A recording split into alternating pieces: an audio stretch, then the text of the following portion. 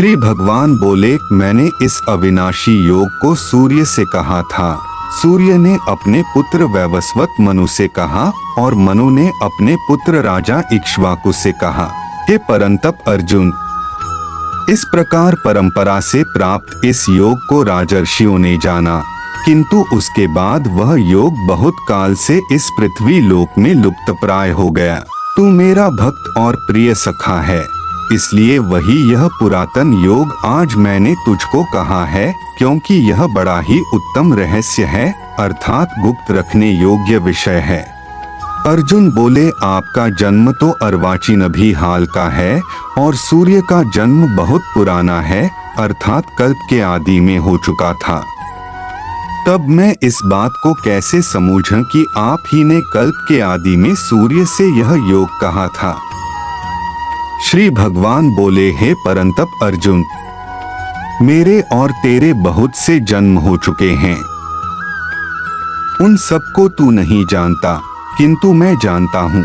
मैं अजन्मा और अविनाशी स्वरूप होते हुए भी तथा समस्त प्राणियों का ईश्वर होते हुए भी अपनी प्रकृति को अधीन करके अपनी योग माया से प्रकट होता हूँ।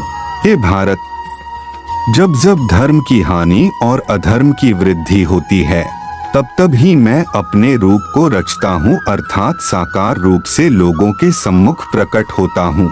साधु पुरुषों का उद्धार करने के लिए, पाप कर्म करने वालों का विनाश करने के लिए और धर्म की अच्छी तरह से स्थापना करने के लिए मैं युग युग में प्रकट हुआ करता हूँ। हे अर्जुन, मेरे जन्म और कर्म दिव्य अर्थात निर्मल और अलौकिक हैं। इस प्रकार जो मनुष्य तत्व से जान लेता है, वह शरीर को त्याग कर फिर जन्म को प्राप्त नहीं होता, किंतु मुझे ही प्राप्त होता है। पहले भी जिनके राग, भय और क्रोध सर्वथा नष्ट हो गए थे और जो मुझ में अनन्य प्रेम पूर्वक स्थित रहते थे, ऐसे मेरे आश्रित रहने वाले बहुत से भक्त उपर्युक्त ज्ञान रूप तप से पवित्र होकर मेरे स्वरूप को प्राप्त हो चुके हैं। हे अर्जुन, जो भक्त मुझे जिस प्रकार भजते हैं, मैं भी उनको उसी प्रकार भजता हूँ, क्योंकि सभी मनुष्य सब प्रकार से मेरे ही मार्ग का अनुसरण करते हैं। इस मनुष्य लोक में कर्मों के फल को चाहने वाले लोग देवताओं का पूजन किया करते हैं, क्योंकि उनको कर्मों से उत्पन्न होने वाली सिद्धि शीघ्र मिल जाती है। ब्राह्मण, क्षत्रिय, वैश्य और शूद्र, इन 4 वर्णों का समूह गुण और कर्मों के विभाग पूर्वक मेरे द्वारा रचा गया है। इस प्रकार उस सृष्टि रचनादि कर्म का कर्ता होने पर भी मुझ अविनाशी परमेश्वर को तू वास्तव में अकर्ता ही जान। कर्मों के फल में मेरी स्पृहा नहीं है, इसलिए मुझे कर्म लिप्त नहीं करते। इस प्रकार जो मुझे तत्व से जान लेता है, वह भी कर्मों से नहीं बंधता। पूर्व काल में मुमुक्षुओं ने भी इस प्रकार जानकर ही कर्म किए हैं, इसलिए तू भी पूर्वजों द्वारा सदा से किए जाने वाले कर्मों को ही कर। कर्म क्या है और अकर्म क्या है, इस प्रकार इसका निर्णय करने में बुद्धिमान पुरुष भी मोहित हो जाते हैं। इसलिए वह कर्म तत्व मैं तुझे भली भांति समझाकर कहूँगा, जिसे जानकर तू अशुभ से अर्थात कर्म बंधन से मुक्त हो जाएगा।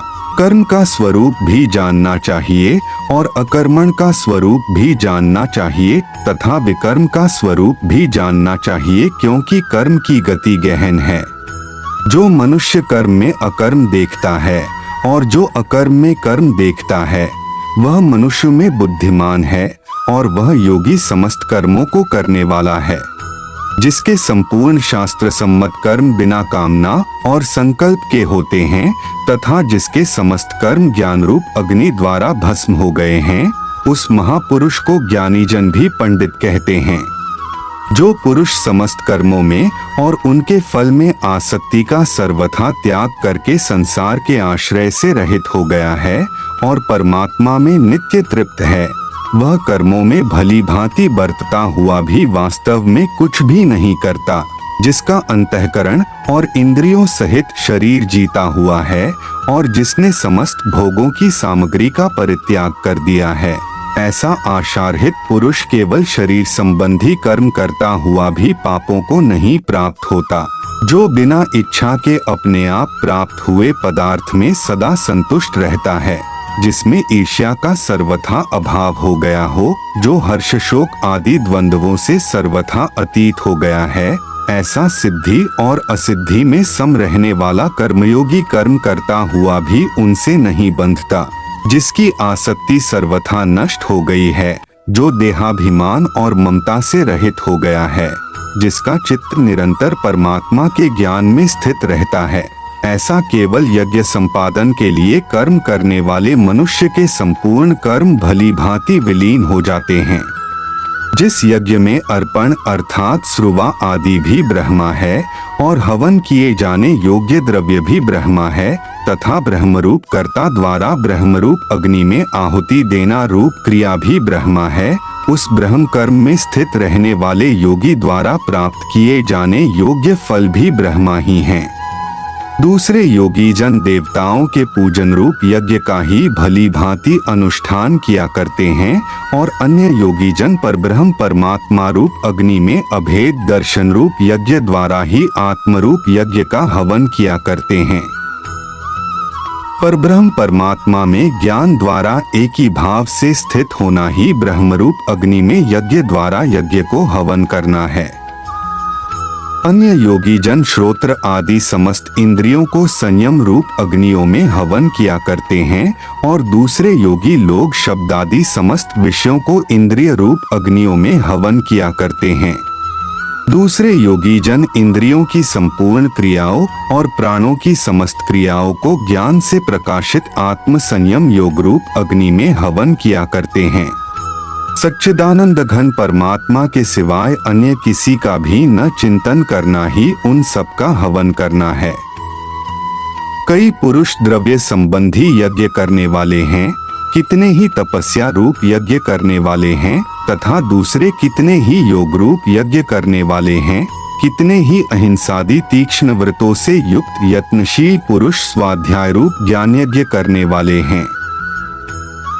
दूसरे कितने ही योगी जन अपान वायु में प्राणवायु को हवन करते हैं, वैसे ही अन्य योगी जन प्राणवायु में अपान वायु को हवन करते हैं, तथा अन्य कितने ही नियमित आहार करने वाले प्राणायाम परायण पुरुष प्राण और अपान की गति को रोककर प्राणों को प्राणों में ही हवन किया करते हैं।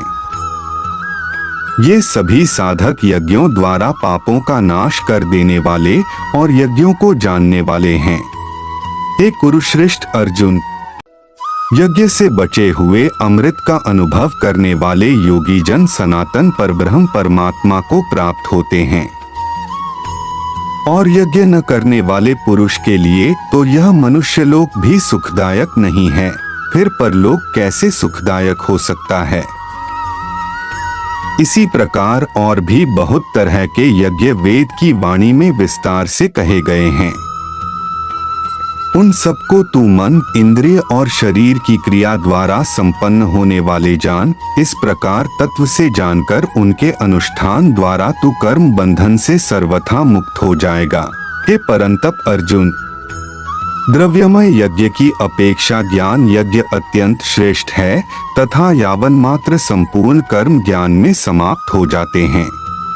उस ज्ञान को तू तत्वदर्शी ज्ञानियों के पास जाकर समझ, उनको भली भांति दंडवत प्रणाम करने से, उनकी सेवा करने से और कपट छोड़कर सरलता पूर्वक प्रश्न करने से वे परमात्म तत्व को भली भांति जानने वाले ज्ञानी महात्मा तुझे उस तत्व ज्ञान का उपदेश करेंगे, जिसको जानकर फिर तू इस प्रकार मोह को नहीं प्राप्त होगा। तथा हे अर्जुन, जिस ज्ञान द्वारा तू संपूर्ण भूतों को निःशेष भाव से पहले अपने में और पीछे मुझ सच्चिदानंद घन परमात्मा में देखेगा, यदि तू अन्य सब पापियों से भी अधिक पाप करने वाला है तो भी तू ज्ञान रूप नौका द्वारा निःसंदेह संपूर्ण पाप समुद्र से भली भांति तर जाएगा। क्योंकि हे अर्जुन, जैसे प्रज्वलित अग्नि ईंधनों को भस्ममय कर देता है, वैसे ही ज्ञान रूप अग्नि संपूर्ण कर्मों को भस्ममय कर देता है। इस संसार में ज्ञान के समान पवित्र करने वाला निःसंदेह कुछ भी नहीं है। उस ज्ञान को कितने ही काल से कर्मयोग द्वारा शुद्धांतःकरण हुआ मनुष्य अपने आप ही आत्मा में पा लेता है। जितेंद्रिय साधन प्रायण और श्रद्धावान मनुष्य ज्ञान को प्राप्त होता है तथा ज्ञान को प्राप्त होकर वह बिना विलंब के तत्काल ही भगवत प्राप्ति रूप परम शांति को प्राप्त हो जाता है। विवेकहीन और श्रद्धारहित संशयुक्त मनुष्य परमार्थ से अवश्य भ्रष्ट हो जाता है। ऐसे संशयुक्त मनुष्य के लिए न यह लोक है, न परलोक है और न सुख ही है। हे धनंजय, जिसने कर्मयोग की विधि से समस्त कर्मों का परमात्मा में अर्पण कर दिया है और जिसने विवेक द्वारा समस्त संशयों का नाश कर दिया है, ऐसे वश में किए हुए अंतःकरण वाले पुरुष को कर्म नहीं बांधते। इसलिए हे भरतवंशी अर्जुन, तू हृदय में स्थित इस अज्ञान जनित अपने संशय का विवेक ज्ञान रूप तलवार द्वारा छेदन करके समत्व रूप कर्मयोग में स्थित हो जा और युद्ध के लिए खड़ा हो जा। दोस्त, अगर आप श्री कृष्ण के एक समर्पित भक्त हैं तो यह वीडियो को लाइक करें और दोस्त रिश्तेदारों के साथ खूब शेयर करें और कमेंट में जय श्री कृष्ण जरूर लिखें। धन्यवाद।